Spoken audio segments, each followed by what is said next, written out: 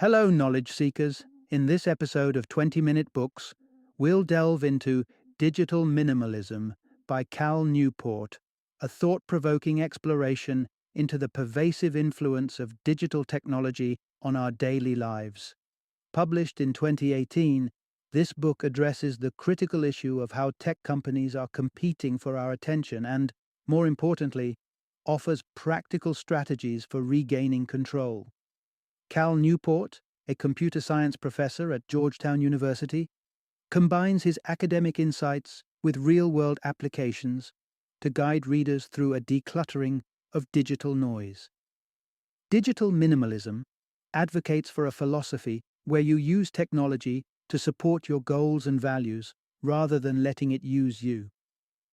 This book is particularly suited for anyone who feels overwhelmed by social media, individuals seeking to enhance their productivity, or news enthusiasts who are contemplating a digital detox. By presenting tools and techniques to minimize digital distractions, Newport helps readers focus on what's genuinely meaningful in their lives, thus fostering a healthier, more satisfying lifestyle. Whether you are struggling with constant notifications or simply looking to live a more focused life, Digital Minimal Hips to help you regain autonomy in the digital age.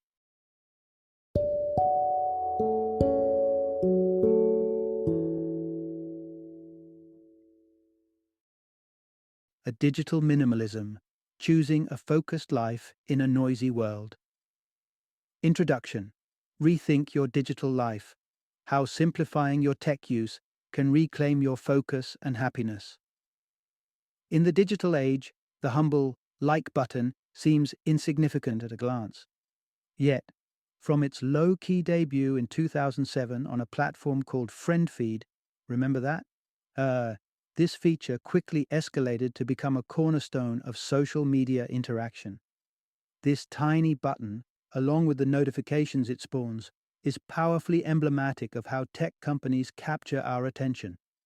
They track our preferences and keep us engaged, often more than we'd wish. This intriguing dynamic has not gone unnoticed, and there's a growing movement pushing back against these pervasive digital incursions. Research continues to unveil the toll that relentless social media engagement and smartphone usage are taking on us, from mental health impacts to diminishing face-to-face interactions. Enter Cal Newport, a professor determined to challenge our tech-dependent status quo.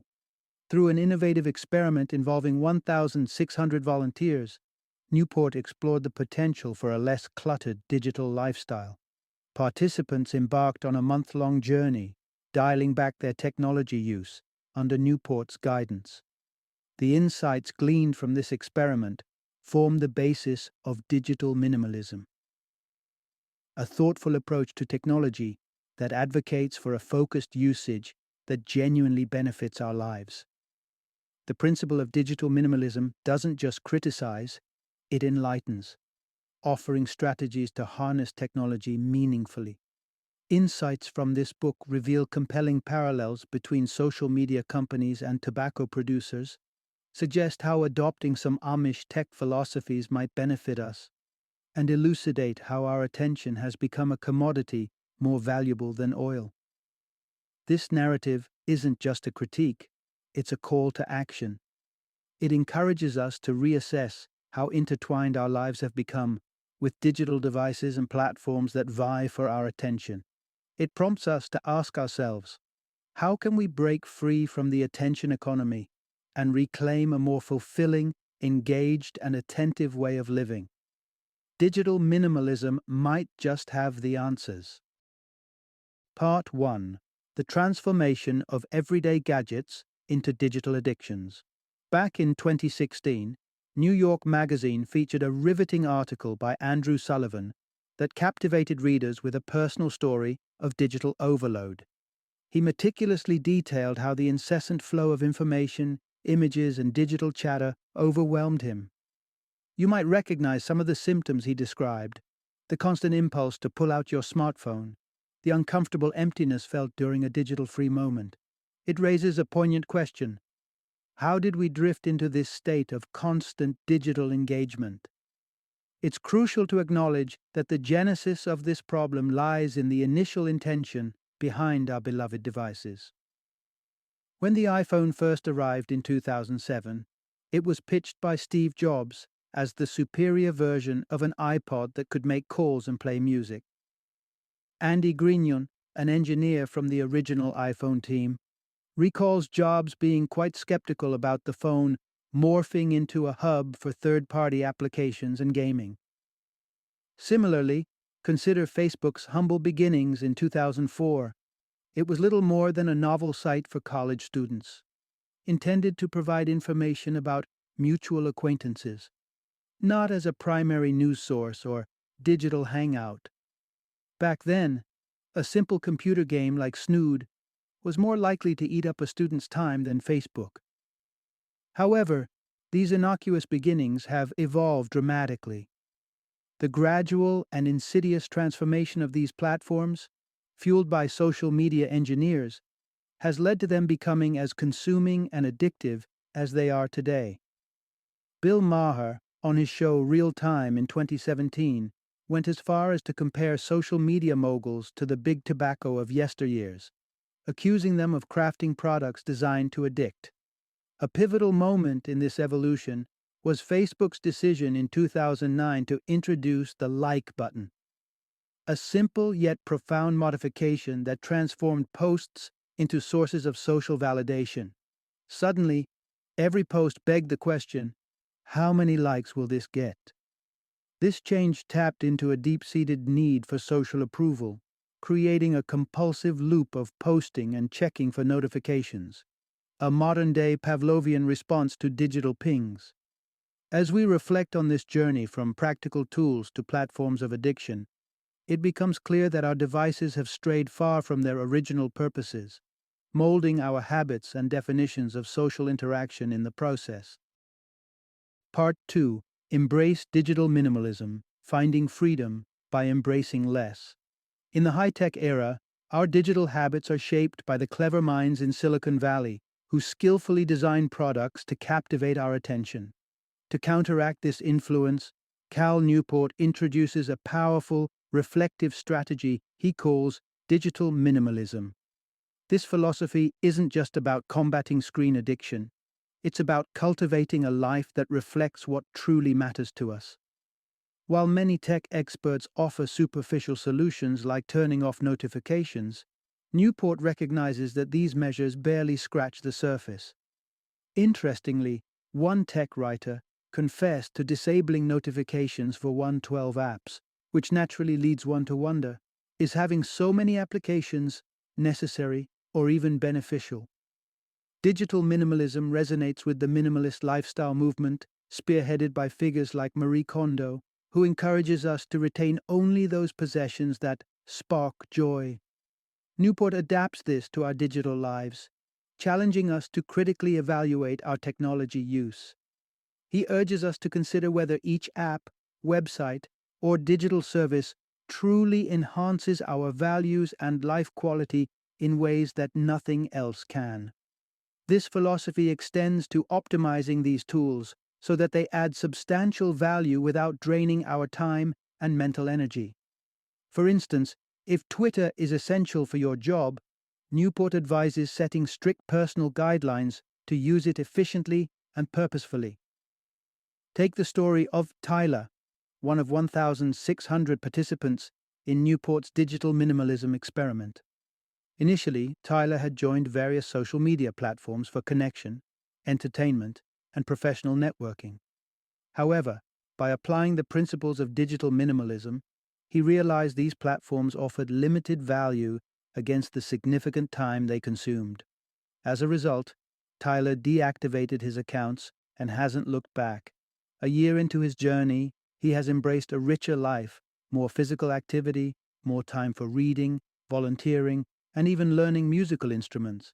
Importantly, he also enjoys more quality time with his family and feels more present and focused at work. While others might argue that social media is indispensable, Tyler's experience demonstrates the profound benefits of reconsidering and reducing our digital engagements. Digital minimalism isn't merely a set of guidelines, It's a shift towards a more intentional and meaningful engagement with technology, one that promises a more fulfilling, controlled, and serene lifestyle.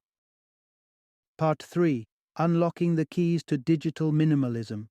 Principles from Economics and Amish Wisdom. Digital minimalism, a concept advocated by Cal Newport, is rooted in principles that echo both classic economic theories and the pragmatic approach of the Amish community towards technology. This philosophy isn't just about reducing your digital footprint, it's about making strategic choices that enrich your life. The first cornerstone of digital minimalism is influenced by Henry David Thoreau's Principles in Walden, where he introduces the idea of new economics. Thoreau suggested that every acquisition should include consideration for its true cost, not just in monetary terms, but also considering the time, stress, and effort involved. For instance, buying a car might seem convenient, but its associated costs, from maintenance to the emotional toll of managing expenses, could outweigh the benefits of simple, healthful walking. Similarly, every digital tool or media we incorporate into our lives must be scrutinized not just for the surface-level benefits, but for the hidden costs they impose on our time and mental clarity. The second principle draws from the economic concept of the law of diminishing returns. This law illustrates that endlessly adding resources, like labor in a factory, eventually leads to reduced beneficial outcomes. Applying this to digital content consumption, while adding a couple of news sources might significantly enhance your information breadth, overloading your feed with numerous channels only leads to distraction and stress. Instead of increasing quantity, the focus should be on optimizing the quality of information intake. Tools like Instapaper offer a solution by allowing users to save articles and read them later in a controlled, ad-free environment, thus enhancing the quality of your digital interactions. The third principle brings in lessons from the Amish community, who are often misunderstood as being entirely anti-technology. Contrary to popular belief, the Amish do engage with new technologies, but they do it in a very deliberate manner. They evaluate every new tool to see if it aligns with their core values of family and community. If a technology enhances these values, it is embraced. If it detracts from them, it is rejected. This measured approach encourages us to similarly assess the digital tools we use. Do they genuinely add value to our lives, or do they merely add noise? By integrating these principles into your life, recognizing the true cost of digital clutter, understanding the limits of digital returns, and applying a value-based assessment to technology, you can achieve a more balanced, productive, and satisfying digital existence. Digital minimalism isn't just about using less technology, it's about using technology more wisely. Part 4: Initiating your digital declutter, a strategic retreat from technology. Embracing the principles of digital minimalism starts with a critical, transformative process known as digital decluttering. Unlike a digital detox, which temporarily suspends digital activities with the likelihood of reverting back, digital declutter involves a more profound and potentially permanent recalibration of your digital habits. The first step in this rigorous process involves a 30-day period where you strip away all non-essential digital tools. This is not about merely pausing your digital consumption. It's about thoroughly evaluating what technology is truly necessary for your daily tasks, distinguishing between what's simply convenient and what's essential. Initially, this might feel daunting. Upon reflection, you will likely realize just how many digital habits are purely addictive rather than beneficial. Cal Newport's experiment, involving 1,600 participants, highlighted that most individuals, after a period of adjustment, reported a significant decline in their reliance on and reflexive use of digital devices and platforms. During this time, it's also crucial to introspect and redefine your values and interests outside of the digital framework. What truly enriches your life? Identifying these areas will help you fill the void left by the absence of frivolous digital interactions. Following the 30-day break, the next phase is the selective reintroduction of technology. Here, every piece of technology you consider reintegrating into your life must pass through a rigorous three-step evaluation. First, ask whether this piece of technology supports something of deep value to you. Next, assess if it's the best possible way to support this value. For example, you might believe Instagram helps you stay connected with distant relatives, but might a weekly Skype call prove more sincere and meaningful? Finally, if a technology passes the above tests, determine the optimal way to use it to ensure you garner maximum benefits while minimizing potential negatives. For instance, a digital minimalist might find Twitter valuable but chooses to engage with it minimally, perhaps only using it on a computer a couple of times per week, and following just a select few individuals who offer meaningful connections not available elsewhere. This structured approach doesn't just filter the noise, it amplifies the value of the digital tools that truly matter, paving the way for a healthier, more focused digital life. Part 5. Rediscover solitude. Why leaving your phone behind can enhance your clarity and well-being. In today's world, where temporary life hacks and superficial fixes are often promoted as quick solutions, achieving lasting change requires something more substantial. That's where the principles of digital minimalism come into play, notably through the practice of embracing solitude, a vital but often overlooked element in our tech-saturated lives. Consider the generational impact of smartphones. Individuals born between 1995 and 2012, often referred to as the iGen by scholars like Jean Twenge, have scarcely experienced life without a digital screen. This constant connectivity has coincided with troubling increases in various psychological issues, including depression and anxiety. A core element contributing to these problems is what's known as solitude deprivation, the absence of moments alone with one's thoughts, free from digital interference. Solitude, the state of being alone without being lonely, plays a crucial role in mental health. It allows us to process emotions, reflect on our relationships, and achieve moments of clarity. Surprisingly, solitude doesn't require a secluded mountain. It can be found anywhere, whether in a bustling cafe or a busy subway, as long as you provide yourself the space to think freely.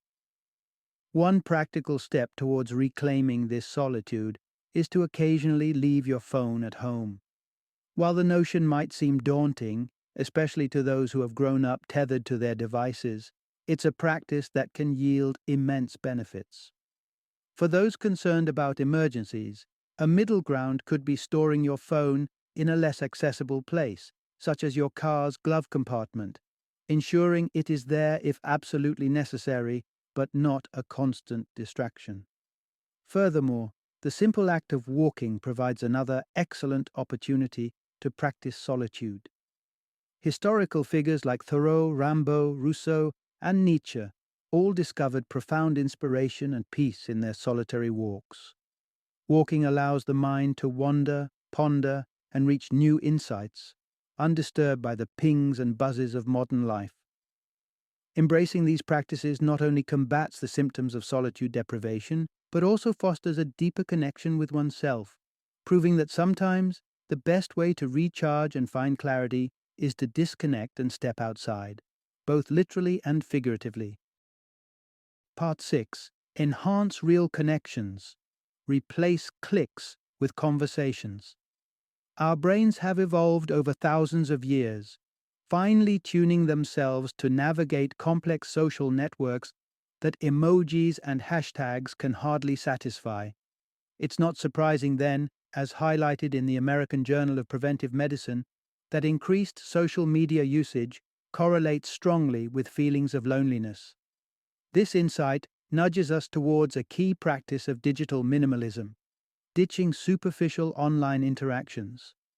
Instead of clicking like or leaving a generic comment like "so cool" or "love it" on social media posts, consider this. These interactions are no substitute for real, meaningful communication. If your instinct is to interact, save that impulse for a direct conversation, whether through a phone call or a face-to-face chat. These authentic exchanges fulfill our social needs far more deeply than the most eloquent emoji or clever tweet could ever achieve. If you're concerned about how friends might perceive your reduced digital presence, it's okay to openly share your intentions to cut back on such interactions. Actions as simple as sharing a meal carry far more emotional weight and meaning than any digital acknowledgement. Indeed, embracing less social media often leads to a richer social life as it encourages more physical interactions. The same principle applies to text messages and emails. While texting is undeniably convenient for quick logistics, it doesn't satisfy our deeper social needs the way voice conversations do. Over-reliance on texting can inadvertently increase feelings of isolation. One practical application can be seen in the routine of a Silicon Valley executive who established what he calls conversation hours.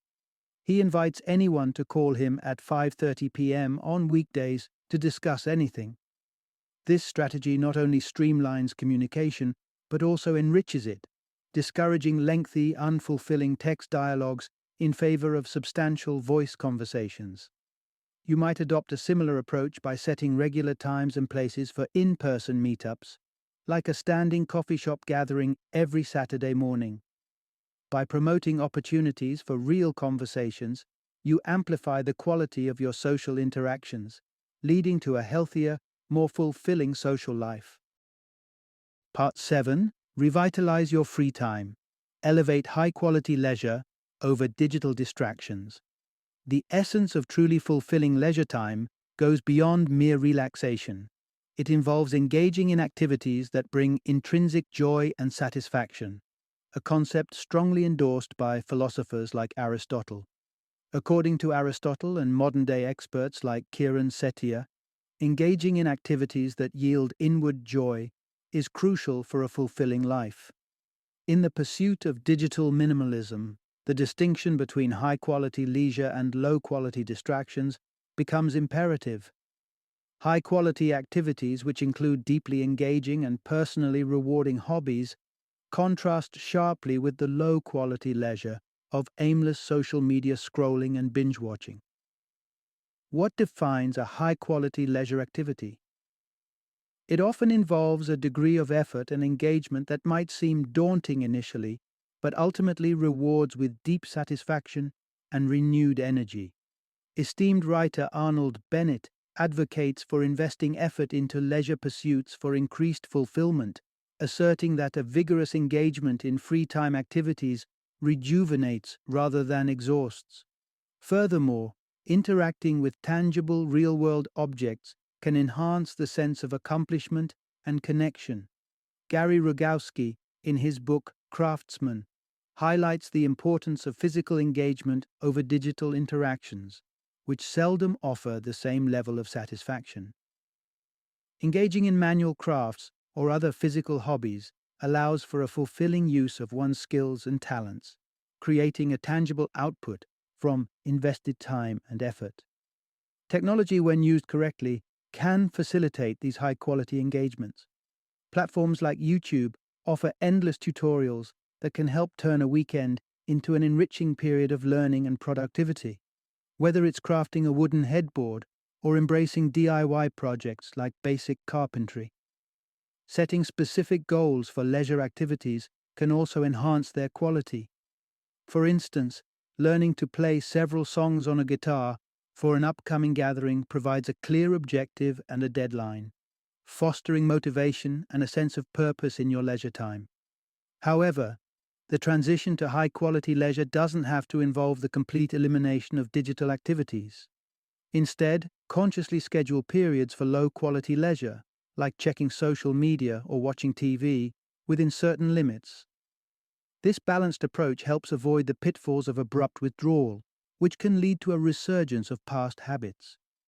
By allocating specific times for digital activities, you create a structured space that allows you to gradually appreciate and prioritize high-quality leisure. ultimately leading to a more satisfying and balanced lifestyle. Part 8. Joining the attention resistance. Strategies to guard your focus in a digital world. Digital minimalism might seem like a niche or radical approach to managing our technology use, but it's actually part of a larger and increasingly popular initiative known as the attention resistance. This movement is a direct response to the so-called attention economy, a business model where companies profit by capturing and monetizing human attention. Major players like Google and Facebook have transformed attention into a commodity more valuable than traditional resources like oil. Given the stakes involved, it's no surprise that companies in the attention economy are experts at exploiting human vulnerabilities to maximize engagement and, consequently, their profits. However, many are now choosing to fight back, reclaiming control over their time and attention from these corporate giants. One effective strategy employed by members of the Attention Why Not Take resistance is consciously downgrading their technology. For instance, opting for a basic flip phone over a latest generation smartphone is a powerful statement of intent and a practical step towards reducing digital distractions. Another tactic is transforming your modern multifunctional devices back into single-purpose tools. This can be achieved through the use of blocking software like Freedom, which was explicitly acknowledged by author Zadie Smith for its role in helping her focus during the writing of her book NW. This idea may seem counterintuitive. Why reduce the capabilities of a powerful computer? But the goal is to enhance focus and productivity, not computing power. By restricting a device's functions, you can avoid multitasking and minimize distractions, thereby making your technology use more intentional and effective. These strategies are not about rejecting modern technology, but about adopting a more critical, controlled approach to how we engage with digital tools. The attention resistance isn't just about using less technology, it's about using technology better, ensuring that our devices serve us rather than the other way around. As large tech companies deploy vast resources to capture our attention, simple, mindful approaches like these empower individuals to preserve their autonomy and focus on what truly matters. In the battle for our attention, tools and tactics from the attention resistance can make all the difference. Final summary. Digital minimalism presents a philosophical and practical response to the complexities of the modern digital landscape. As we navigate an era where data consumption is rampant, it becomes evident that the business model driving many of today's technology companies involves crafting addictive digital products. This model not only seeks to monopolize our attention, but also has significant repercussions on our mental and emotional well-being.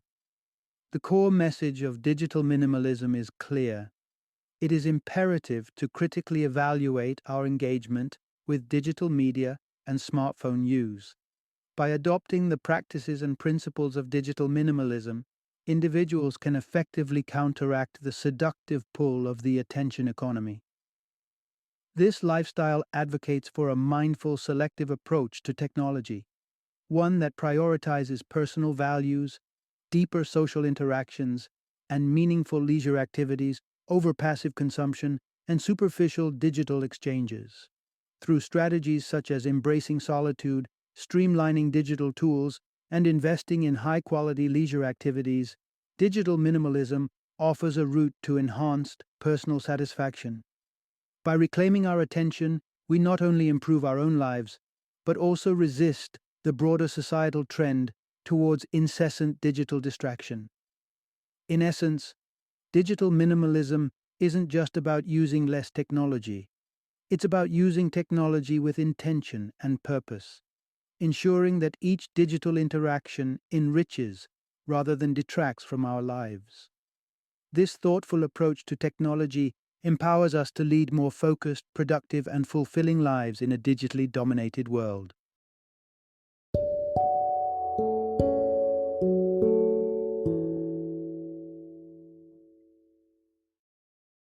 Thank you for joining me today on this journey of learning and discovery as we explored the insights of another thought-provoking book in our growing library of knowledge. If you've enjoyed our time together, please take a moment to follow our podcast, give us a 5-star rating, and share 20-minute books with other knowledge seekers. Your support truly means a lot. Don't forget to join me again in the next episode, where we will delve into another enriching book. Until then, happy reading and happy listening.